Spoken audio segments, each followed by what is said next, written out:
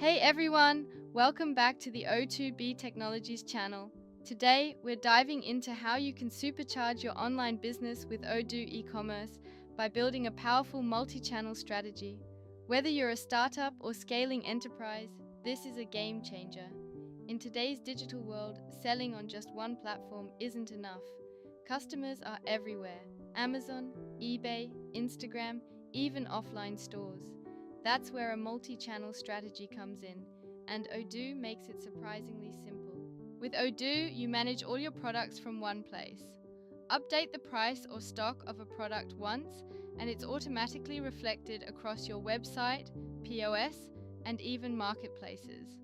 Odoo integrates with major marketplaces like Amazon and eBay, helping you list products, sync orders, and manage inventory, all from a unified backend.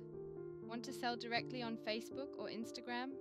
With Odoo's marketing apps and third-party connectors, you can turn your social followers into loyal customers. One of the biggest headaches in multi-channel selling is inventory chaos.